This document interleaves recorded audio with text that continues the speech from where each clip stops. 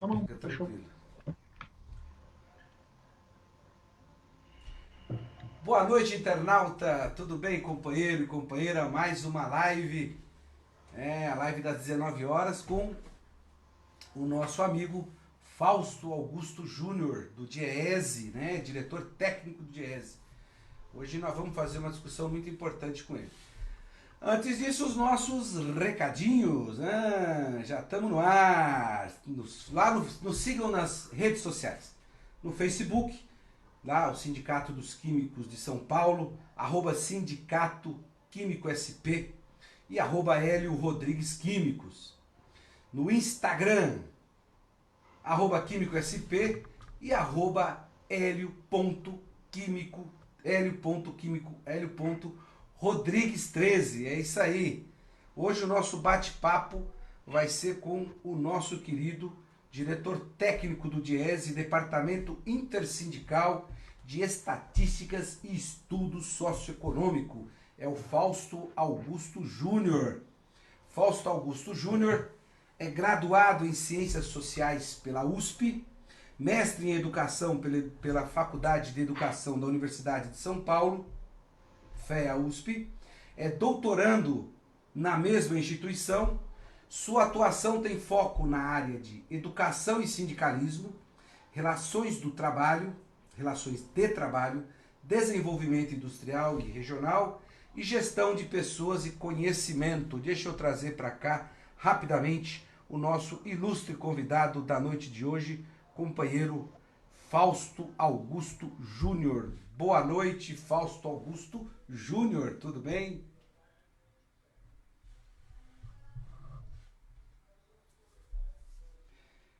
Fausto, eu sei que a gente poderia explorar diversos temas com você do mundo do trabalho, mas nós já colocamos aqui no nosso GC que nós queremos saber como é que fica o mundo do trabalho pós-pandemia.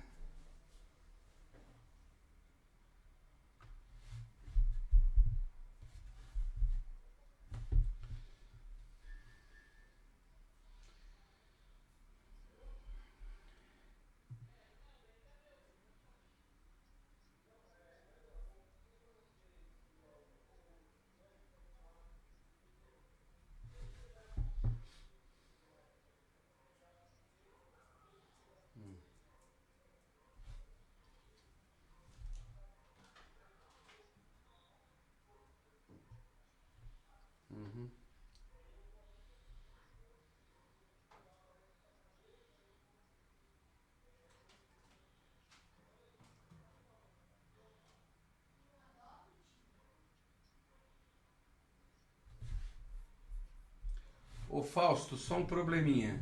Deu um probleminha aqui no áudio. Você pode começar de novo? Desculpa, Não mas vamos tem lá. problema. Vamos lá, começa de novo. Vai lá. Vamos lá, um, dois. Vamos lá, Hélio. Muito bem, Hélio. Eu acho que, do ponto de vista da gente pensar aí o futuro, tem bastante filósofo conversando sobre isso, economista, sociólogo. A gente tem bastante discussões diversas, mas eu acho que esse é um daqueles momentos que é muito difícil a gente, de fato, ter certeza o que será o futuro. O que a gente pode dizer é que será diferente, muitas coisas já estão se alterando e a gente vai assistir ali uma nova relação entre homem e trabalho aparecendo, que não necessariamente vai ser para melhor, mas também não necessariamente vai ser para pior, vai depender muito de como a gente vai se apropriar disso, não só do ponto de vista nosso, mas também do ponto de vista de como as organizações empresariais, as empresas, as indústrias, as corporações vão se adaptar também a esse novo cenário que está se constituindo. Então, acho que esse é um primeiro pano de fundo ali para a gente começar a conversa. Né? Uma das questões que está colocada é que assim, a gente já conversou muito sobre isso, inclusive nós dois ali, com um monte de, né, no sindicato, em outras discussões sobre a tal da indústria 4.0 e como ela já estava transformando. Então, eu acho que esse é um bom começo, né? Tentar entender como é que as coisas que já estavam caminhando para, elas ganham um outro ritmo e um outro significado na pandemia. Eu acho que uma das coisas que a gente está vendo muito claramente é que as tecnologias que já estavam maduras e que elas dependiam tanto de um lado de investimento quanto de outro lado de aprendizado das pessoas e das organizações, elas têm se acelerado. Então, acho que essa é uma característica. aquilo que a gente imaginava que ia ser implementado daqui 2, 5, 10 anos, eles já se implementaram ou estão em vias de se implementar. Vamos pegar um exemplo aqui do que eu estou conversando aqui com você. Se fosse há 3 meses atrás, provavelmente a gente estaria num estúdio, em algum lugar, e essa entrevista estaria sendo feita cara a cara, né? E agora nós estamos fazendo essa entrevista à distância. E em alguns casos, há muitas distâncias, né? Porque muito do que a gente está vendo aí, as pessoas estão podendo se conversar de um jeito muito diferente. Para você ter uma ideia, né, Hélio, assim, na nossa realidade, a maior parte dos voos que aconteciam aqui no Brasil e das passagens aéreas que aconteciam aqui no Brasil, né, ou seja, os translados, as passagens vendidas e as pessoas viajando, eram por conta de negócios. Né? Você saía de um estado para o outro para fazer venda, para fazer compra, para estabelecer relações. Essa, por exemplo, certamente uma mudança que vai acontecer muito rapidamente. Né? A gente fazia viagens longas. Quantas vezes eu mesmo, por exemplo, já fui quantas vezes de um estado a outro e voltava no mesmo dia? Né? Muitas vezes para fazer uma reunião de 3 horas, 2 horas. Isso não vai acontecer mais, muito provavelmente. Você vai limitar muito isso. Isso é só um exemplo das coisas que vão sendo alteradas. Né? E eu acho que isso é uma coisa que a gente vai ter que olhar com mais cuidado. Não dá para dizer que tudo muda, não dá para dizer que todas as profissões mudam, mas dá para dizer que muita coisa vai ser alterada nesse sentido.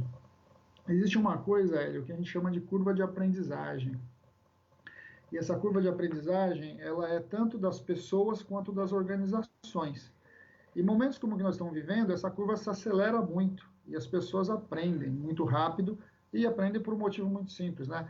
A mãe de todas as mobilizações para o aprendizado é a necessidade. Quando as pessoas precisam, elas acabam aprendendo muito rapidamente, quebrando muitas barreiras, muitos tabus, muitas contradições. Quantas vezes a gente fala que a gente tem dificuldade para aprender inglês, eu não sei aprender inglês, não gosto de inglês, aí você cai lá, vai viajar ou é obrigado a se mudar por conta do trabalho, etc., e você fica 3 meses no lugar, rapidinho você já está falando inglês, já está falando outra língua. Isso é muito comum. E a gente está vivendo basicamente isso, velho. Eu vou te dar um exemplo muito próximo de mim, né, que é a minha mãe. Né? Minha mãe é uma senhora aí de 73 anos, que até 3 meses atrás ela usava o celular basicamente para conversar. Ligava ali com o celular para mim, para meus irmãos, conversava com os filhos, com o neto, mas ficava na conversa.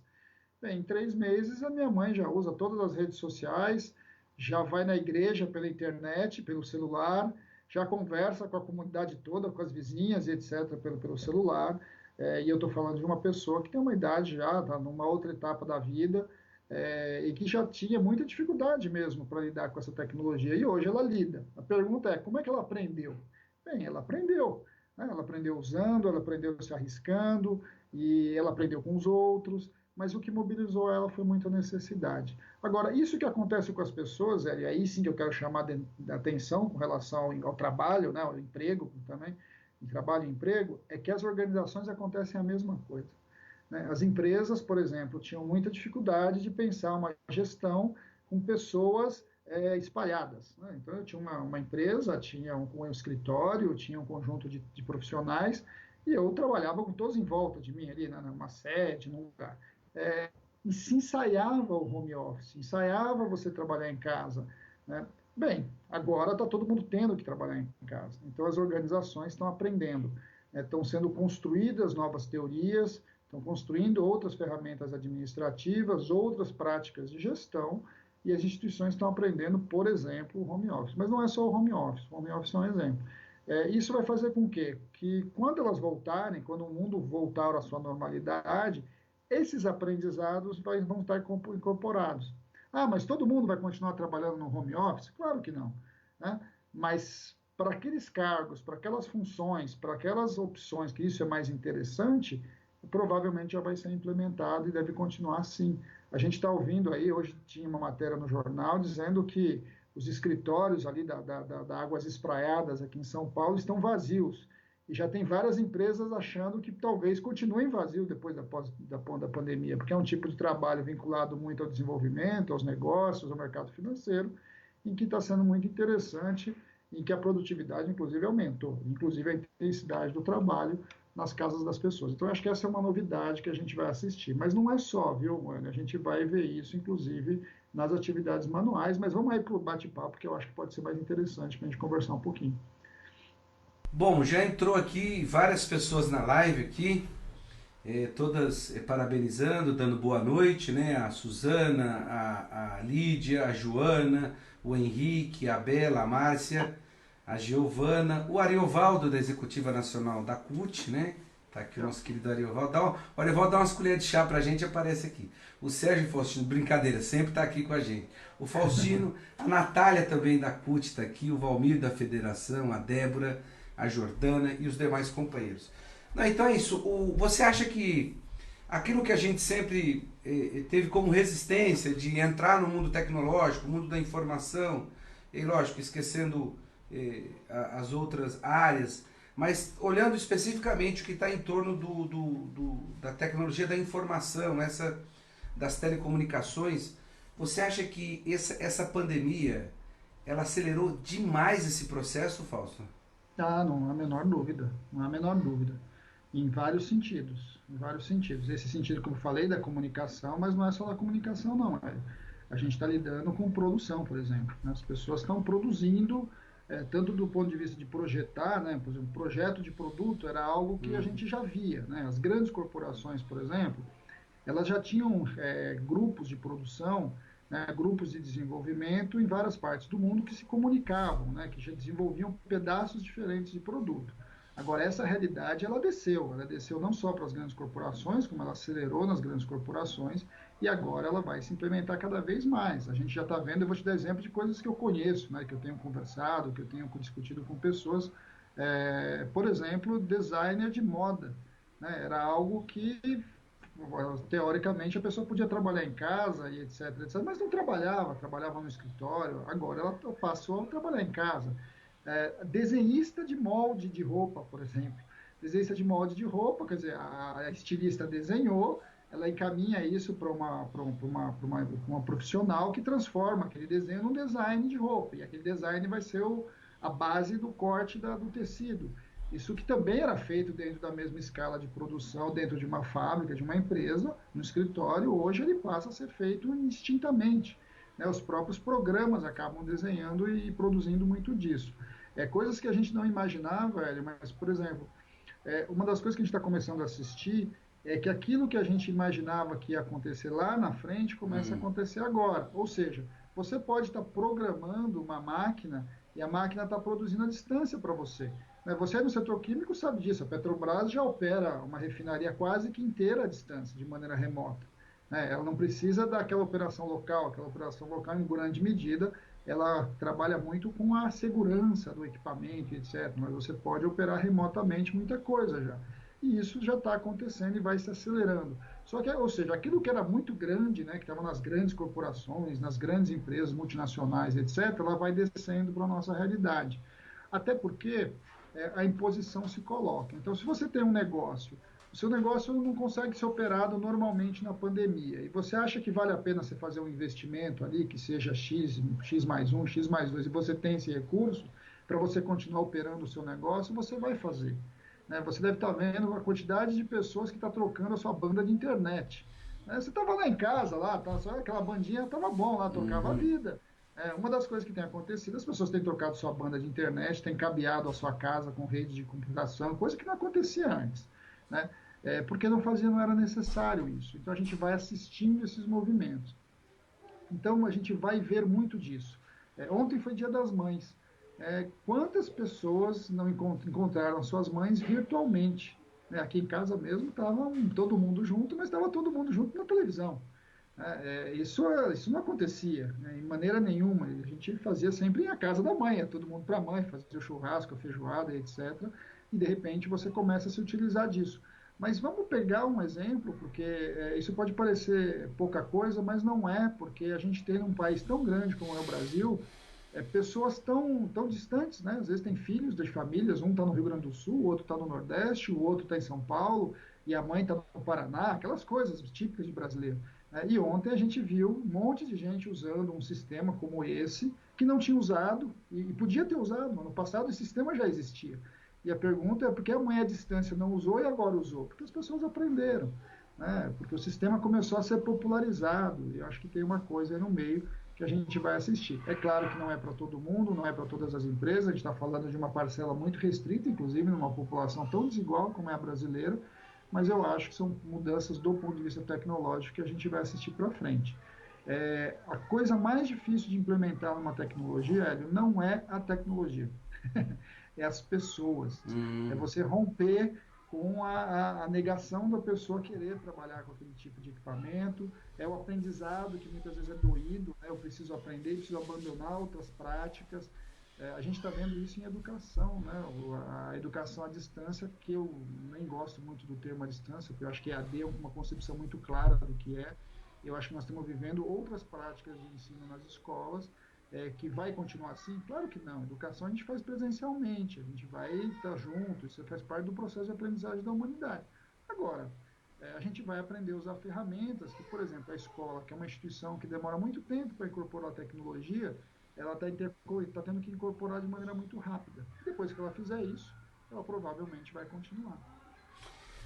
Beleza, a gente tem aqui já uma participação de alguns companheiros e a companheira Jordana quer saber, Fausto, as empresas se reinventam, mas e as pessoas? O trabalhador que está na periferia, que não dispõe de tantos recursos tecnológicos, o que significa se reinventar para essa parcela da população? Bem, Hélio, aí a gente vai entrando no nosso drama brasileiro, não é só brasileiro, mas da maior parte dos países aí de economia dependente. A tecnologia, ela pode resolver muitos dos nossos problemas, mas ela pode ampliar outros, né? Do mesmo jeito que a gente tinha muita dificuldade com o analfabetismo, e nós levamos aí quase que, bem, se a gente pegar aí a nossa história da educação, desde que se propôs acabar com o analfabetismo no Brasil, que foi década de 30 do século passado, né? Ou seja, nós levamos quase 100 anos para colocar quase 100% das crianças na escola. E aí nós estamos com outro dilema agora, porque o analfabetismo tecnológico ele é vital. Nós vamos ter que as pessoas precisam ter acesso às tecnologias para aprender com elas, né? Então, acho que esse é o primeiro problema, né? Uma parte importante dos trabalhadores e das pessoas sequer tem acesso a essa tecnologia. Nós temos gente no Brasil que não tem luz. Não precisamos nem chegar na internet, né? Nós estamos falando de pessoas que não têm luz, que não têm telefone em casa, né? Então, esse é um processo que a gente vai ter que ampliar e vai explicitando a nossa desigualdade. A tecnologia ela é uma ferramenta importante para você diminuir as desigualdades e o ser humano acessar novas possibilidades. Ao mesmo tempo, o acesso à tecnologia amplia as diferenças entre aqueles que têm acesso ao top da tecnologia e aqueles que não têm acesso a essa tecnologia. Eu acho que esse vai ser um novo embate que a gente vai ter na sociedade. Por outro lado, também, Hélio, é importante dizer que a gente está vendo agora nos dramas aí do auxílio emergencial, né, uma característica importante. Uma parte significativa da população tem acesso aos celulares. Que é diferente de você assim, nós estamos aqui no computador, é diferente uma pessoa acessar o computador e uma pessoa acessar o celular.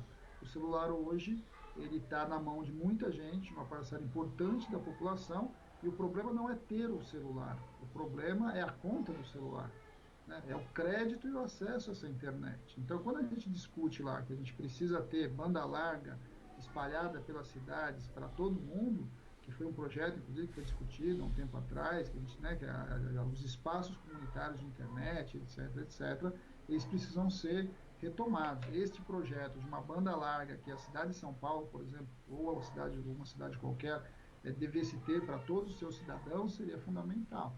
Então, a gente pode pensar coisas e tem que pensar uma nova lógica de organização da cidade, que o acesso a essa tecnologia vai fazer cada vez mais diferença. Isso de um lado. De outro lado, a gente tem um problema grave, porque a entrada de tecnologia no Brasil, não, a entrada de tecnologia no mundo produtivo normalmente significa enxugamento de empregos. Ou seja, quanto mais tecnologia entra, menos gente você precisa no processo de trabalho. A automação rouba muitos empregos. Mas não é só a automação do braço que nós estamos vivendo agora, nós estamos vendo uma automação, inclusive, da forma de pensar, né? Os grandes sistemas hoje de inteligência artificial começam a alterar, inclusive, pessoas que você não imaginava que poderiam ser alteradas. Você está sendo atendido muitas vezes por um computador e você sequer sabe que é um computador que está falando com você. Ele tá substituindo um conjunto de pessoas que estariam no call center. Bem, esse é um outro debate que a gente vai ter que lidar com ele, e eu acho que pós-pandemia isso vai ficar muito claro, porque o pós-pandemia vai misturar, de um lado, esse acelerar.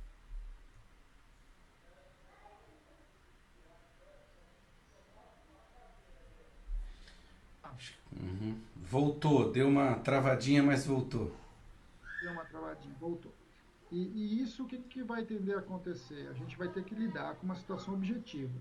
Nós precisamos discutir desigualdade social, nós precisamos distribuir distribuição da riqueza, dessa produção, com essa tecnologia que surge, mas nós temos também que discutir distribuição do tempo de trabalho. Né? Porque uma das coisas que a gente está assistindo hoje, nesses home offices da vida, é que não há poucas pessoas que entraram no home office hoje não estão reclamando da intensidade do trabalho. As pessoas estão trabalhando muito em casa. Uhum. Né? E isso já era uma característica tecnológica, a tecnologia vai imprimindo ela pode até manter as mesmas 8 horas de trabalho, mas a intensidade aumenta muito. Então eu acho que a gente vai ter que discutir, certamente, uma discussão de redução de jornada de trabalho, é uma das pautas do movimento trabalhista, aí, dos sindicatos e etc., colocada para nós como obrigatório. Vai fazer falta, vai sobrar gente, vai faltar trabalho, mas não vai faltar trabalho, vai faltar, na verdade, a distribuição desse trabalho vai estar equivocada. A gente vai ter que lidar com isso. E aí, Hélio, tem uma coisa que vale a pena a gente debater, que é o equívoco das pessoas acharem que a qualificação profissional é um problema. Ah, então a gente não contrata porque falta profissional, porque as pessoas não aprendem, porque as pessoas não sabem, porque as pessoas não estão preparadas. Eu te estou dando um exemplo. Uma senhora de 73 anos que não usava o celular até bem pouco tempo atrás e agora ela faz tudo. Quer dizer, o que mudou? Mudou a motivação do sujeito, mudou a lógica do aprendizado, mudou uma outra forma de você incluir trabalhadores. Você tem que partir do pressuposto que as pessoas podem ser incluídas, se elas querem ser incluídas e se o sistema as quer incluídas. Fausto, deixa eu ler aqui. Tem uma pergunta da Natália, que é específica do movimento sindical, mas deixa eu ler aqui a nossa companheira Rose. Aqui é a Rosina. Boa noite, Hélio Rodrigues e todos os participantes. Rosina, do Instituto A Luta de Sapopemba. Parabenizo pelo tema abordado. Aqui na região leste, Sapopemba, atuamos em defesa da educação com o direito de todos. Nosso tempo de vida como projeto de alfabetização de jovens e adultos é desde 1998. Um grande abraço para a companheira Rosina, que agora sofre ataque desse governo com relação ao MOVA, né? Estão fechando as salas de MOVA e não estão repassando a verba para o MOVA. Antes da pergunta da Natália, só uma curiosidade, Fausto, que eu quero dividir contigo. É impressionante o acúmulo de conhecimento da humanidade, né? Porque as pessoas acham que quem gera o conhecimento é um indivíduo, é um capitalista. Não. É o acúmulo do conhecimento da humanidade que se reproduz ao longo de séculos. Como a gente tinha tecnologia estocada, né? Porque foi chegar a pandemia, essa discussão que a gente fez hoje na reunião do sindicato, só foi chegar a pandemia, cara, você se virou da noite pro dia, teve que aprendeu, foi para cima. Eu fiquei impressionado, eu sabia um pouco, eu fiquei impressionado os acessos que você faz para descobrir algumas coisas via YouTube. A minha máquina, Fausto, de roupa queimou aqui, quebrou. E eu falei, eu não vou chamar o técnico, porque a gente está nesse isolamento social. Resolvi navegar no YouTube. Rapaz, os caras te ajudam a desmontar. Montar que deu um pouco de trabalho. Sobre algumas pecinhas aqui e ali, eu acho que isso é uma forma de eles ganhar mais dinheiro, mas está aí as pecinhas e a máquina está funcionando. Me impressiona e a gente fica pensando hoje, assim, como é que você vai deslocar 30, 40, 50 dirigentes? Vou falar enquanto confederação nossa, a CNQ, do Brasil, para uma reunião em que você pode fazer totalmente hoje. Você tem tecnologia para fazer ela 100% online. E domingo, Fausto, eu fiz uma live com a minha mãe. E ela foi super bem, cara. A minha tá com 76 anos. Super de boa. Como se tivesse ali na antessala dela. A Natália, aí você já comenta tudo. A Natália faz a seguinte pergunta. Fausto, esse nosso desenho que vem se formando no mundo do trabalho, com relação à questão da automatização, Como fica as organizações sindicais diante dessas novas formas de trabalho? Bem, vamos lá, Hélio. Aí eu queria fazer alguns comentários que você me provocou numa coisa que é o que eu gosto, né? É o que eu discuto muito e muitas vezes não tem espaço para falar sobre isso. Hélio, essa tua experiência do YouTube, ela é maravilhosa. E eu vou te contar uma coisa que para mim é fundamental. Até bem pouco tempo atrás, a possibilidade de você sistematizar esse conhecimento historicamente acumulado era pela escrita, não era isso? Uhum. A gente tinha basicamente a ciência, ela cresce, ela amplia, ela constrói o seu conhecimento a partir de um método e a partir de uma sistematização, ou seja, de um registro, que a geração seguinte, a partir dele, aprende e ensina para a geração seguinte. Antes disso, ou seja, antes da escrita e antes da ciência como método, né, a escrita é muito mais antiga e a ciência aí marcando aí provavelmente entre o século XVII e XVIII, quando ela está se constituindo, as pessoas aprendiam com os outros, aprendiam fazendo, né? Tanto é que essa figura do mestre, na construção civil a gente tem até hoje, né? O mestre de obras, essa figura na indústria têxtil, você tinha um mestre, né? O mestre tecelão, quer dizer, você tinha, em todas as áreas, de algumas formas, você tinha essa figura, que era a figura meio, um químico, por exemplo, né? Quem lembra os químicos antigos, eu falo isso porque eu tenho parentes que eram químicos na década de 50, em que eles tinham a receita da Lycra, por exemplo.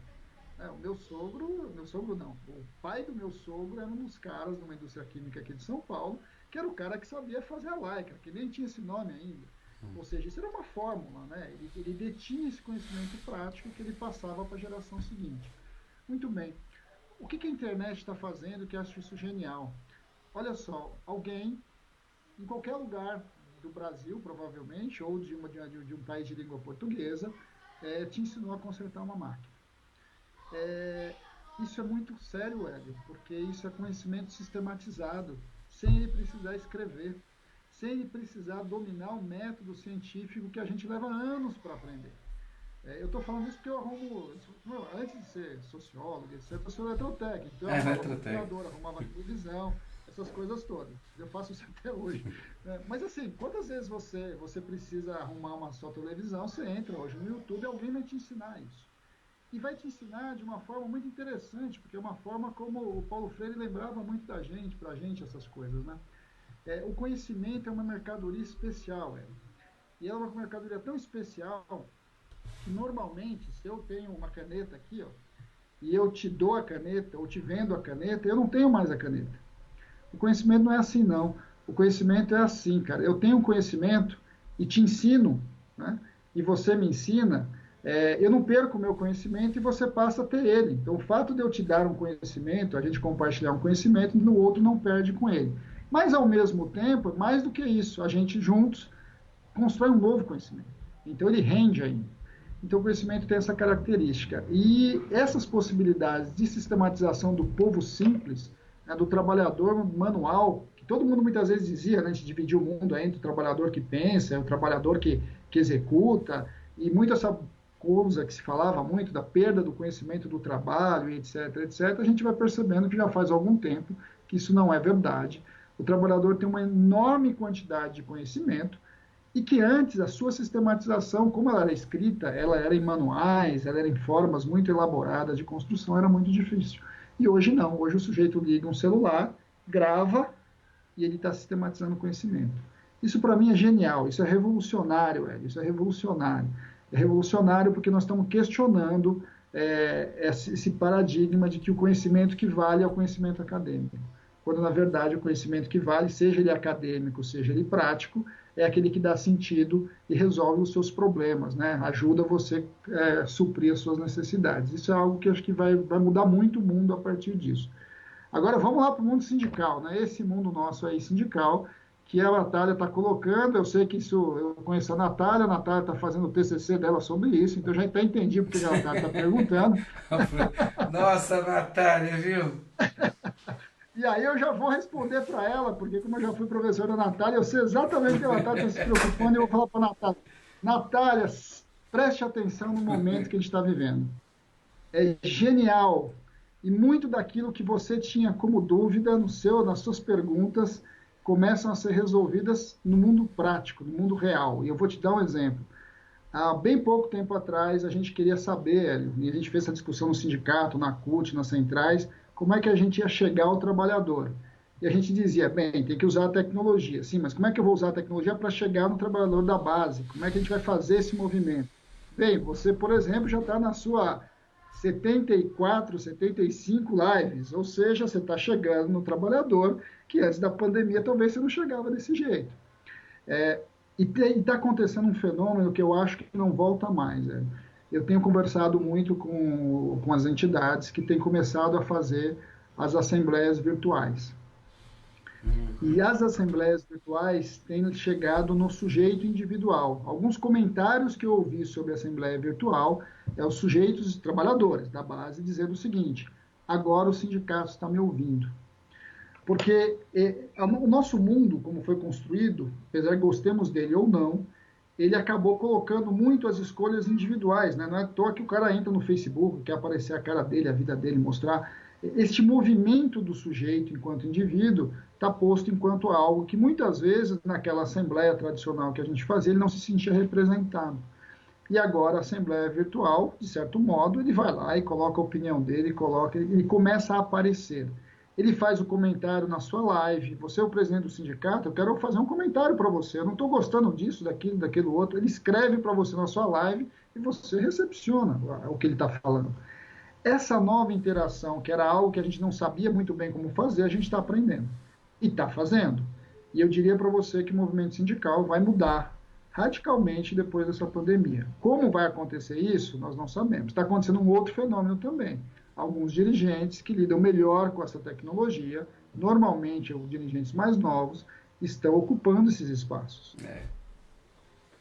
Então, eu acho que a conexão está ficando ruim, eu acho que a gente vai assistir mudanças importantes nesse sentido. Né? Vão surgir novas lideranças, vão surgir outras lógicas de luta sindical, outras lógicas de organização do trabalho, de organização da luta.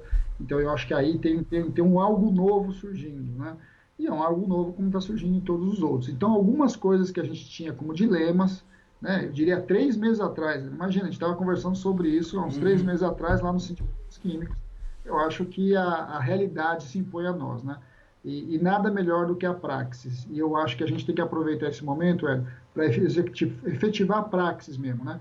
Não a prática, porque a necessidade está levando que a gente tenha uma série de práticas, né? Esse mundo pragmático, a gente tem que dar resposta, a gente cria respostas. Eu acho que cabe a gente agora refletir sobre essas respostas que nós estamos dando, aperfeiçoá-las, voltar para essa prática e assim de uma maneira refletida, né? Eu acho que este movimento é fundamental. A gente está dando conta de muita coisa, mas a gente precisa pensar sobre as escolhas que nós estamos fazendo e dar sentido a elas. Isso é o que a gente vai chamar de praxis, né? Ou seja, a prática que muda a teoria, que muda a própria prática. Eu acho que esse é um movimento nosso que nós temos que fazer, e nós fazemos a partir da necessidade, a partir do que se impõe para nós enquanto desafios. Bom, vamos continuar aqui com os nossos internautas, né? Essa brilhante, maravilhosa live que nós estamos tendo aqui com o nosso querido o Fausto Augusto Júnior, que assumiu, que é o diretor técnico do Diese, num momento tão simples que o Diese passa e todos nós passamos. Tem mais gente aqui, eu vou ler o pessoal, mas tem uma coisa, Fausto, que é impressionante. Esses dias eu sou formado em eletricidade e manutenção também. E, enfim, haja visto que minha mão tá assim, que eu mudei aqui. Não, pior que assim, né? Você tá um pouco enferrujado, até você se enferrujar demora. Sim. E nós vamos começar um curso sobre reforma tributária com a Marilane. Sim. Hoje às 21 horas. Aí eu falei pra Mari assim, Mari, a sua luz não tá boa. Aí eu falei, eu vou mudar o meu sistema de iluminação por causa do óculos para não ter reflexo. E coloquei um outro sistema aqui, mandei pra Mari o sistema que eu tinha, né? Espero que ela saiba usar hoje. Eu vou ver se às 9 horas ela usa direito. Só que eu tinha que transformar aqui uma parte para 220. Coisa simples, né?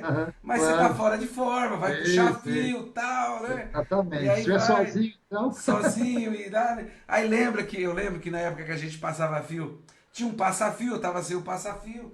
Falei, como é que eu faço agora? Eu arranco um, vai o outro, aí pega detergente, rapaz, vou te contar. que eu quero te falar é o seguinte, eu vi um canal do YouTube, já partindo para essas coisas que a gente está conversando, esse bate-papo, eu vou falar aqui, Natália. Natália tá sem jeito aqui já. É, eu vi um cara, assim, a casa que eu moro, como a maioria das casas tem esse problema, da diferença da caixa d'água e o chuveiro. Se ele for muito perto, a queda d'água, né? Ela vai prejudicar o chuveiro e o chuveiro geralmente vai queimar. E eu pensava assim, rapaz, lógico, você compra um pressurizador, resolve. Mas eu falei, não, mas vem cá. Mas tinha uma outra forma de fazer isso. E fui analisando. Encontrei um cara, não lembro o nome dele, mas o nome dele é como fosse o Zé Encanador. Tipo assim, Zé Encanador. Isso. Ele tem mais de 1 bilhão de visualizações no YouTube. Porque ele fez uma coisa super simples, que quando você olha, eu também já me formei encanador pelo Senai, pedreiro e um monte de coisa que eu adoro fazer. Sabe o que ele fez? Ele pegou e criou um sistema que a água da rua, ele joga para a água que sai. Quer dizer, quando você ele fica pressurizando a casa com a água da rua. Lógico. Sim, sim. Como o governo aqui nosso, os tucanatos, quando eles falam que vai faltar água, eles falam que é redução na pressão. Então, se o cara tem uma redução na pressão, mas eu achei impressionante, assim, como tem estoque de conhecimento. E aquilo que você falou, de pessoas simples, não é? Desde pessoas mais elaboradas a pessoas simples. Mas só para voltar falando isso, ó. Deixa eu voltar aqui. A Natália fez uma carinha que estava, ficou envergonhada. A Jordana aproveitou e já chutou o pau da barraca. Viu só, amiga, o professor está respondendo tudo. Aí faz ela prestar atenção, Natália. Né? Qualquer coisa você volta no programa e rebobina a fita de novo. O Roberto do Vermelho para Lutar mandou um abraço aqui. A Natália disse que agora está feliz e contente. O Nunes também manda um abraço. Tem uma pergunta aqui, o Edson também do Santos dá um abraço para você, Fausto. Mas tem uma pergunta aqui do Marco Germano. O Marco Germano falou assim, na prática, ele já está na prática, né? Na prática, o que podemos mudar? Reformar o capitalismo após esta crise? É uma pergunta. É uma provocação, né? Mas é boa, Hélio, é boa porque eu acho que a questão da praxis é que a gente tem que mudar, né? Ou seja, a gente não lida só com as nossas necessidades, a gente dá solução para elas, a gente reflete e aí altera essa nossa prática, mas a gente precisa ter sentido, né? Para onde nós vamos? Né? As escolhas que eu faço para o mundo me levam para onde? E eu acho que essa é uma das perguntas que nós temos que fazer. Será que vale a pena? A gente está aprendendo algumas coisas nessa nossa história aqui de ficar em casa. Uma delas é que talvez a gente possa viver com menos. Eu acho que isso é uma coisa importante, né? Para que você precisa de 50 camisas se no final das contas aqui na live você vai ver muito provavelmente eu na TVT tô com a mesma blusa vários dias seguidos. Mas é um pouco real isso mesmo, né? Porque a gente vai ocupando e vai vendo de fato o que é imprescindível, o que é importante. Eu acho que isso muda. O vírus está mostrando para a gente que a forma como a gente lida com o meio ambiente não pode mais continuar a ser assim. Né? A gente precisa saber que quanto mais a gente avançar para determinadas áreas do planeta, inclusive nós aqui bem pertinho, que é a Amazônia, a chance de aparecer outros vírus desses, inclusive com taxas de mortalidade muito maior que essa. É o exemplo da MERS ali na Península Arábica, ali, né, que é um vírus que inclusive a taxa de mortalidade é muito maior, já se tem conhecimento dele, só que ele nunca chegou de fato no Ocidente. Se ele aterrissar aqui, ele pode ser muito pior do que a Covid-19. Então, como é que a gente vai lidar com o meio ambiente? Recentemente, se a gente deve ter visto, como o céu de São Paulo ficou mais limpo. E eu acho que a gente precisa olhar para isso. Isso é ruim? Será que a gente precisa de tanto automóvel na rua? São perguntas que a gente tem que se fazer. Em menos de 3 meses, Hélio, o buraco da camada de ozônio diminuiu drasticamente.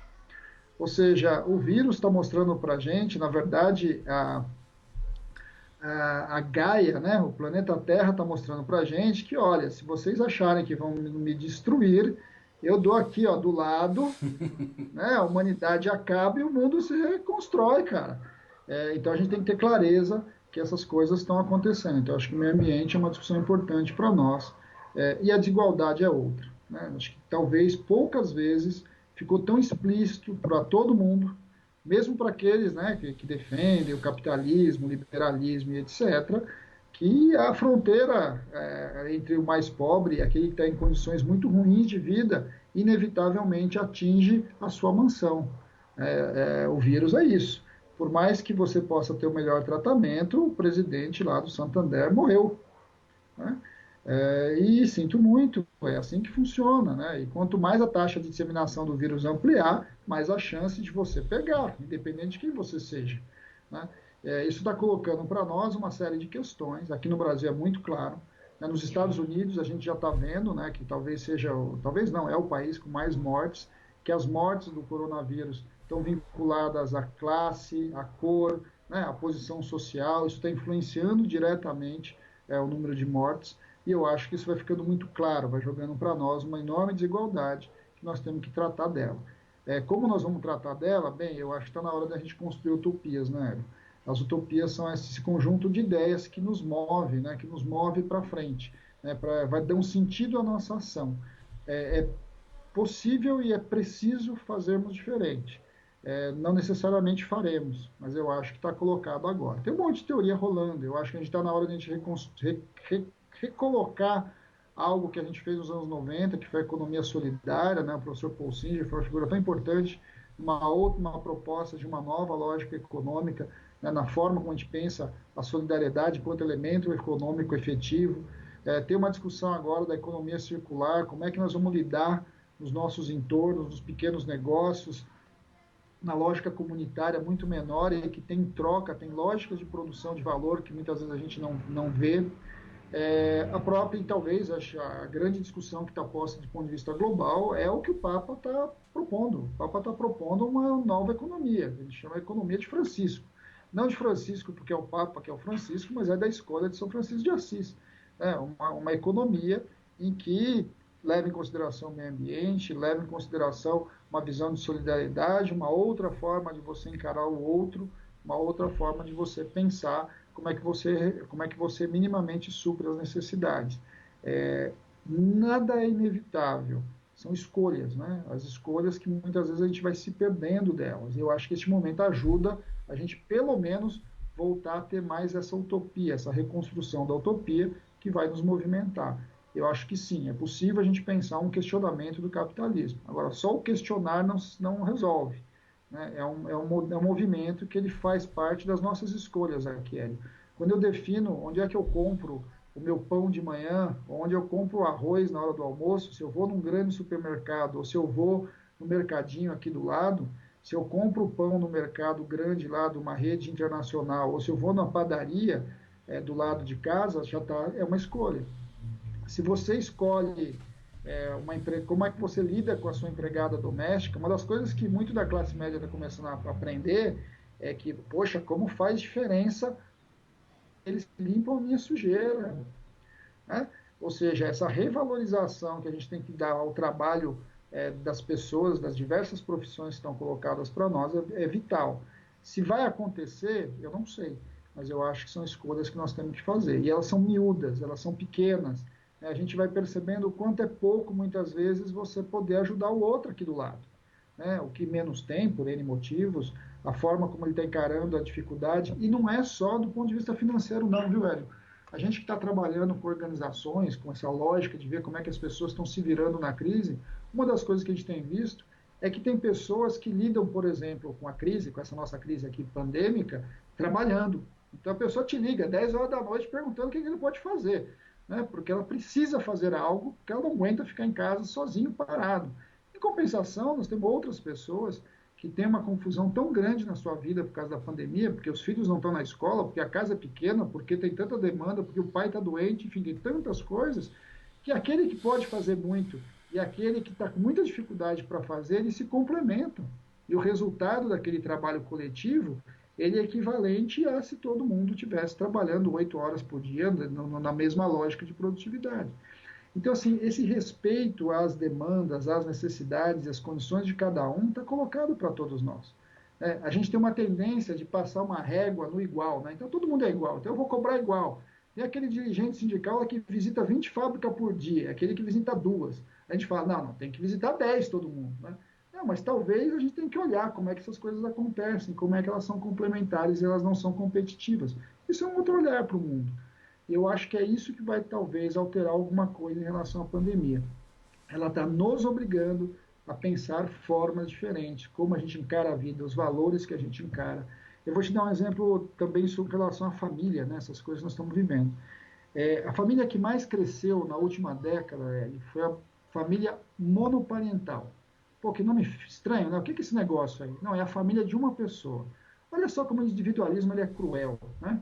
A família que mais cresce no Brasil é a família de uma pessoa só. As pessoas vão morar sozinhas, não têm filhos, não se casam, ou se casam, separam e continuam sozinhas, e aí foram tocando a sua vida.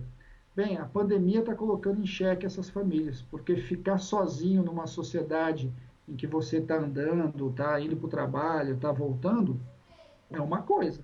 Você ficar sozinho nessas pandemias, nesse momento em que você fica isolado no seu apartamento de 45 metros quadrados, é outra realidade.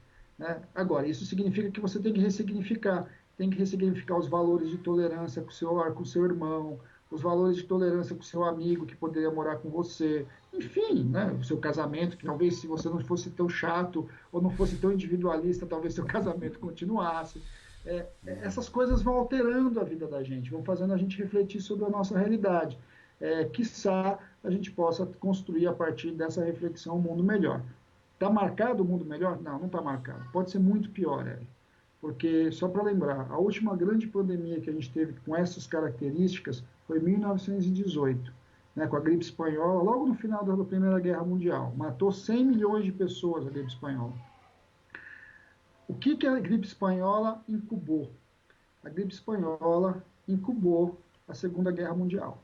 Foi a partir da gripe espanhola que, na sua sequência, veio uma crise econômica mundial, que foi a quebra da Bolsa de 29, elas incubaram os estados totalitários. O nazifascismo nasceu dessa dupla crise, uma crise pandêmica que logo em seguida veio com uma crise econômica. Dali nasceu o nazismo e o fascismo. Então, não necessariamente as coisas podem ser melhores, elas podem ser bem piores. Então, nós temos que saber as escolhas que nós estamos fazendo, as formas como nós vamos pensar e como é que a gente vai construindo esse novo mundo. Eu tenho muita esperança, né? Eu acredito que a gente pode sim fazer esse grande debate, fazer uma enorme reflexão da humanidade para a gente construir um mundo melhor. Porque se a gente não acreditar nisso também, né, cara, a gente não acorda no dia seguinte. Beleza.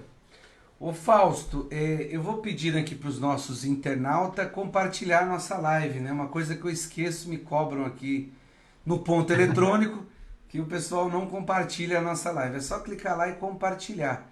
A Maria Zilma Lopes falou que você pegou no ponto fraco ali, essa questão de ficar sozinho. Agora é um momento que as pessoas podem estar revisitando aí os seus processos internos nessa questão da solidão, de como é que poderia a vida ser melhor se fosse... Eu tenho aqui 2 filhos, um filho e tenho 3, né?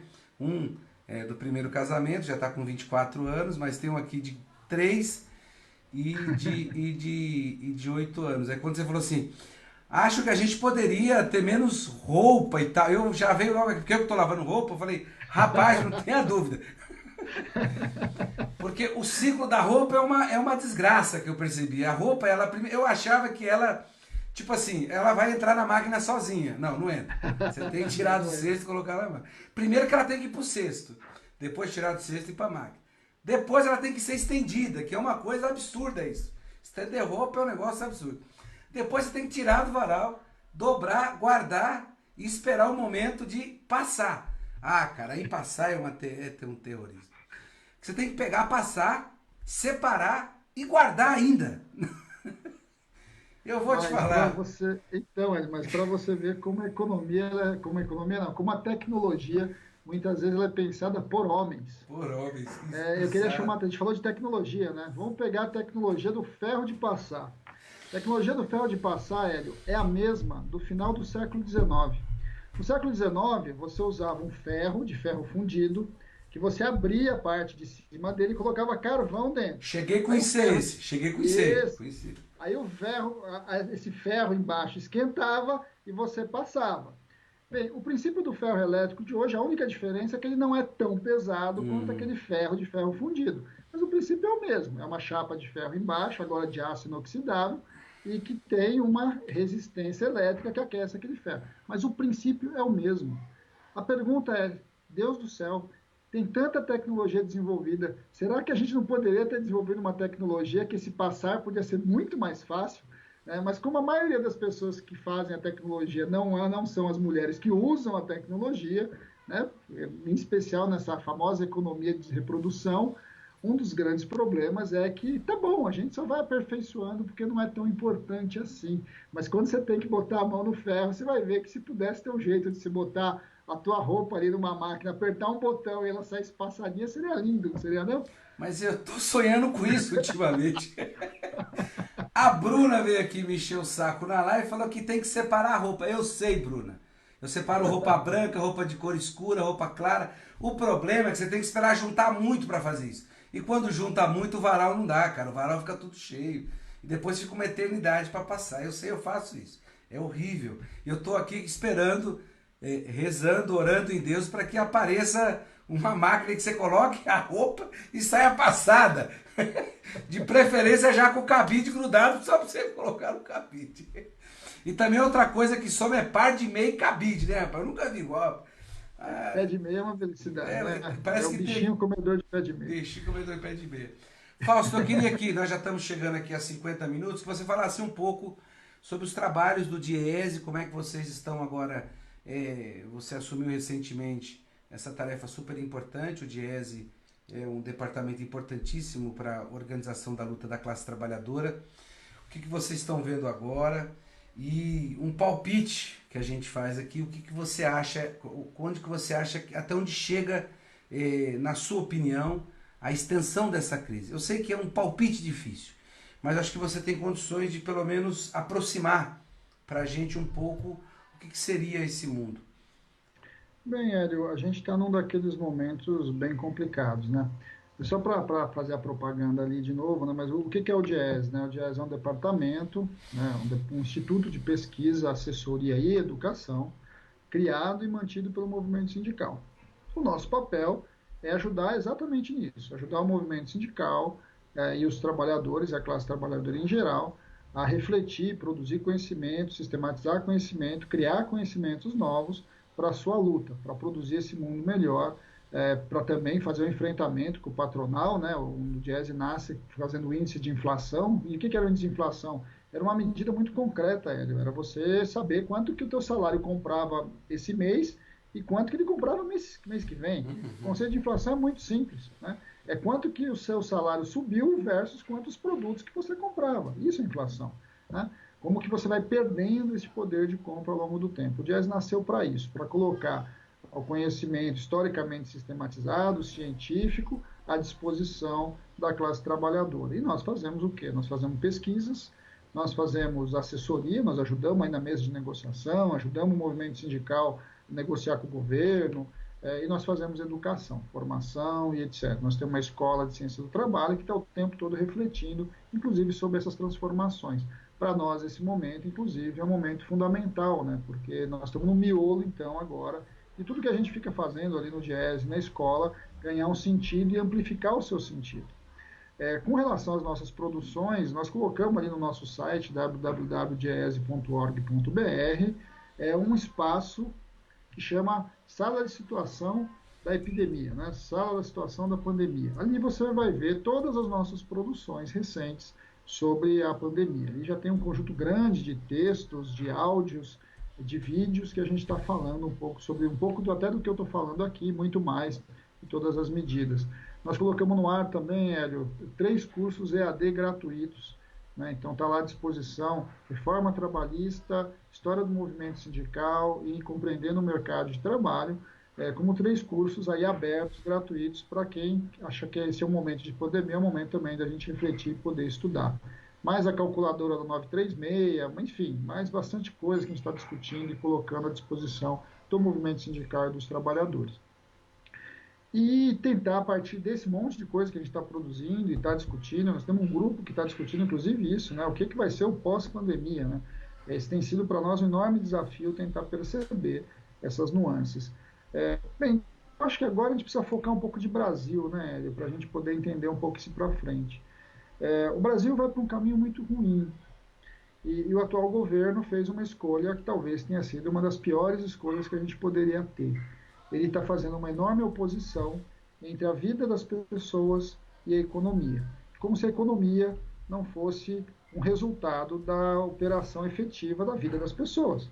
Se as pessoas morrem, elas não produzem, né? Elas não consomem, elas não sonham, né? Elas não compram. Eu acho que essa é uma posição muito equivocada, né, essa separação. Ao contrário, quanto melhor a gente enfrentasse a pandemia, certamente mais fácil seria sair dela, né? E a base do enfrentamento da pandemia é ter um grande acordo social em que a vida é o mais importante, né? E a partir dela a gente vai construir o sequente. Eu acho que isso nós não fizemos. Nós caminhamos uma curva muito perigosa, os americanos já passaram de mais de 70 mil mortes. As pessoas não têm ideia do que é 70 mil mortes para os americanos, só para você ter só para quantificar um pouco disso. A guerra do Vietnã matou 59 mil americanos, né? Em vários anos de guerra. A epidemia matou mais de 70 mil em menos de 3 meses. E nós estamos caminhando para algo parecido. Nós já passamos de 11 mil mortos e nós estamos ainda na curva ascendente do vírus no Brasil. Então, nos preocupa muito como é que nós vamos sair disso. Do ponto de vista econômico, nós muito provavelmente, vamos para uma crise econômica. Não tem muita dúvida. Nós estamos com o dólar batendo daqui a pouco R$ 6. Nós estamos com uma economia absolutamente parada, né? Parada não por conta do confinamento, como o presidente define. Nós estamos com a economia parada porque não há planejamento. Você não trabalha expectativas. O que o ministro da Fazenda, o presidente da República, ou o governador, do ponto de vista econômico, devia estar tratando? Primeiro a vida, depois ele lida com o pós-crise. Ou seja, ele vai conduzindo as expectativas dos agentes econômicos. Esse é bem um economês grandão aí, né? Os agentes econômicos. O que são os agentes econômicos? Somos nós, os consumidores, as empresas, enfim. Eu vou dando sentido e vou dizendo claramente para onde nós vamos, né? Nós vamos enfrentar a crise assim, ela vai ter tal caminho, em tal momento vai acontecer tal coisa, em tal momento, se acontecer tal coisa, as medidas vão ser essa, e neste sentido. Isso vai dando o quê? Isso vai pacificando os agentes econômicos, você vai coordenando as expectativas, isso levaria a uma saída da crise mais interessante, mais organizada, e isso certamente levaria a gente não entrar numa crise econômica necessariamente, ou superá-la de maneira muito mais rápida. A pior coisa que existe em economia é você criar incertezas. Incertezas inibe consumo e inibe investimento. Eu tenho dito em várias entrevistas que eu tenho dado agora, quem vai trocar de carro? Hoje, você tem uma poupança. Você vai gastar sua poupança para trocar de carro? Com sinceridade, se você não sabe o que vai acontecer daqui 3 meses? Você vai entrar num financiamento para pagar em 36, 60 meses, se você não sabe que vai estar empregado daqui 6 meses? O empresário, ele vai investir se ele não sabe qual que vai ser a taxa de juros, qual vai ser o câmbio, qual vai ser a posição do governo em relação a esse ou aquele mercado, né? Se nós estamos próximos aos Estados Unidos e estamos brigando com a China. Então, tudo isso está intervindo na nossa realidade, né? Essa descoordenação vai cobrar um preço alto para nós brasileiros. Alto em vidas, que já está cobrando, e alto em crise econômica, que a gente vai assistir para frente. Eu acho que, do ponto de vista de Brasil, nós temos que nos preparar, sim, para o enfrentamento muito difícil dessa situação que nós já estamos vivendo, de pandêmica, e de uma situação econômica seguinte. E eu diria que a gente deveria pensar um pouquinho sobre isso, porque eu acho que este debate econômico que a gente devia tratar com mais seriedade com relação a essas posições que o governo tem feito, que na verdade não é posição, mais bagunça, mais cria insegurança do que de fato nos coordena para uma ação coletiva, sustentável, para a gente superar a crise. Chegamos ao fim, Fausto. Muito bom, Hélio, muito bom. Passamos por vários assuntos, mas sempre com um fio condutor dessa questão do que é o mundo do trabalho nessa pós-pandemia, que eu acho também Concordo contigo, muita coisa em aberta, mas muita coisa vai mudar, isso eu tenho falado.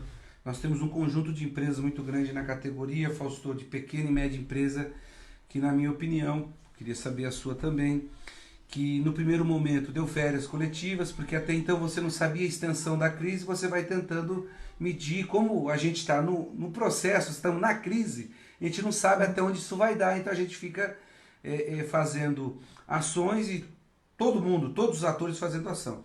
O que eu notei foi que as empresas no primeiro momento fizeram isso, ó, tá aqui vamos colocar férias, vamos colocar de banco de horas, tal. No segundo momento aderiu a esse programa do governo que não está resolvendo absolutamente nada, não estão conseguindo ter acesso.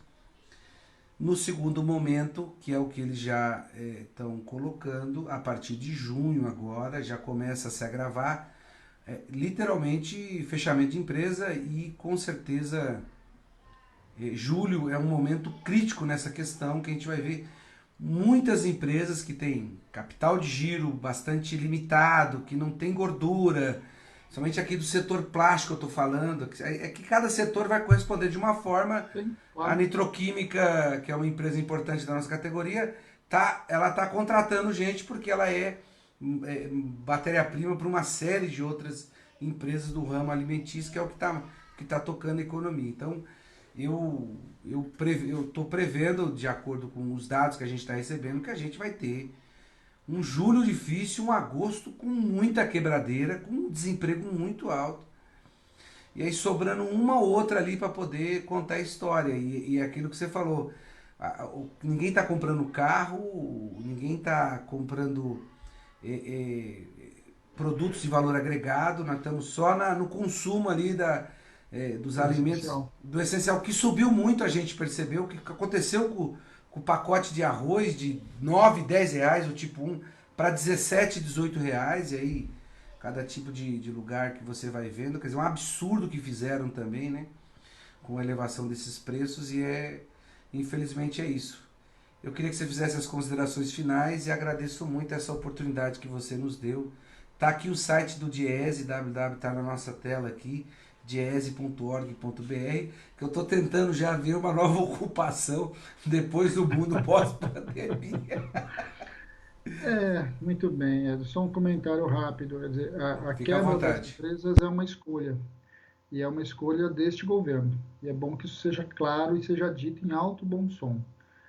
As empresas, elas não quebram na crise, elas quebram no pós-crise, né? Ou seja, e mais do que isso, a economia, ele é um conjunto de expectativas de um lado e um conjunto de valores fictícios do outro, né? Tudo isso está lidando ao mesmo tempo. A empresa vai estar lá, Hélio, o prédio vai estar lá, as máquinas vão estar lá e os trabalhadores poderão estar lá, se eles estiverem vivos, né? Eu acho que esse é o recado que a gente deveria trabalhar o tempo todo. A forma como nós vamos sair da crise vai definir quantas empresas vão quebrar, quantos trabalhadores vão morrer, e eu acho que é isso que nós não estamos fazendo, nós enquanto sociedade, né? Enquanto, em especial, enquanto governo federal. Isso é muito triste, porque essa ideia de que tudo precisa, meio que a competição vai definindo o lugar das pessoas, né, esse darwinismo social que mata a gente, mata pessoas, mata empresas, ele precisa ser questionado nesse momento. Eu acho que nós temos uma grande chance poderíamos sair muito melhor disso. Bem, eu agradeço aí, Hélio, um pouco a possibilidade de conversar aqui com você, conversar aí com quem está nos assistindo, abrir a possibilidade de colocar sempre o Diese à disposição, porque acho que esse também é um momento que a gente precisa partilhar conhecimento, partilhar experiência, né, partilhar muito daquilo que nós estamos produzindo em todos os lados, para a gente poder construir uma saída melhor para essa crise. Lembrando, se o governo faz as escolhas erradas, talvez a gente possa fazer outras escolhas e essas outras escolhas caminharem para o que a gente mais precisa, que é construir um mundo mais justo, mais solidário, menos desigual. Eu acho que essa tem que ser a nossa luta cotidiana. O governo ele é importante, mas ele é só uma parte da construção do nosso futuro, né? E vamos juntos aí tentar algo bem diferente do que está proposto por aí, né? Enquanto há vida, há esperança.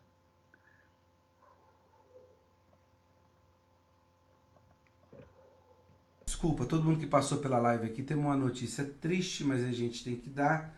O companheiro Júlio, que estava lutando contra um câncer lá da Fetquim, companheiro nosso de longa jornada, infelizmente contraiu o Covid-19 onde estava e não teve como vencer essa luta e infelizmente nos deixou hoje.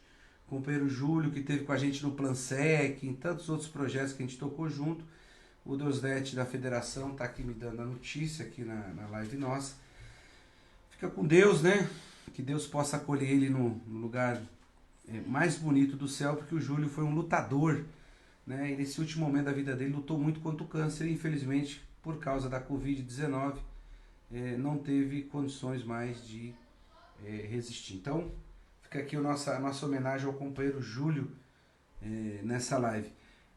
Fausto, brigadão, fica com Deus, estamos na luta, a luta continua com as formas novas que a gente vai se virando, errando bastante, tentando aprender a cada dia, e você foi uma das pessoas que veio aqui nos ajudar nessa luta de disputar essa narrativa de uma outra sociedade que não é essa que está pautada no individualismo, em si uma sociedade pautada na existência do planeta e da humanidade também. Fausto, muito obrigado, fica com Deus e tamo junto. Um abraço a todos e se Deus quiser, a gente esteja juntos aí, Hélio, quando tudo isso passar. Falou, Fausto, um abraço. Um abraço. É isso aí, tivemos aqui com o companheiro Fausto do DIEESE, que trouxe aqui, diretor técnico hoje dos DIEESE, na substituição do companheiro Clemente, o Fausto com a tarefa importantíssima de, nesse momento agora, colocar o DIEESE no lugar que ele sempre teve de destaque, DIEESE, que é o Departamento de Estudos Sindicais e Econômico do Trabalho, é uma ferramenta importantíssima, né? É um departamento que foi criado pelos sindicatos, então o Departamento Intersindical de Estatísticas e Estudos Socioeconômico, nosso querido DIEESE. Bom, como a pandemia está impactando o mundo do trabalho, a nossa tarefa hoje, nessa live, foi contribuir com essa reflexão, com as mudanças tecnológicas e digitais que estão afetando os nossos trabalhadores. Como acompanhar essa evolução e os entraves que a periferia encontra para acessar os meios. Também fomos confrontados com a realidade de conhecimento que abre as portas e aquela que resolve nossos problemas práticos.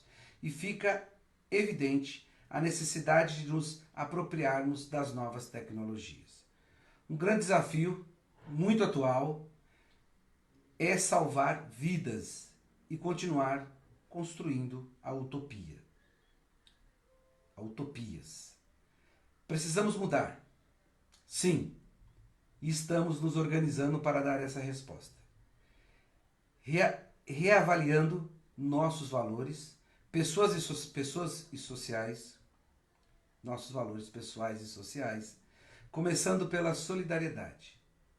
É isso que estamos resignificando durante essa pandemia, com a contribuição que convidamos nosso Fausto do DIEESE trazem.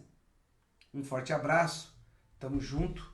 Às 21 horas temos uma live com a nossa... Uma live não, um mini curso com a nossa querida Marilene Teixeira. Um forte abraço, até a próxima e é isso aí.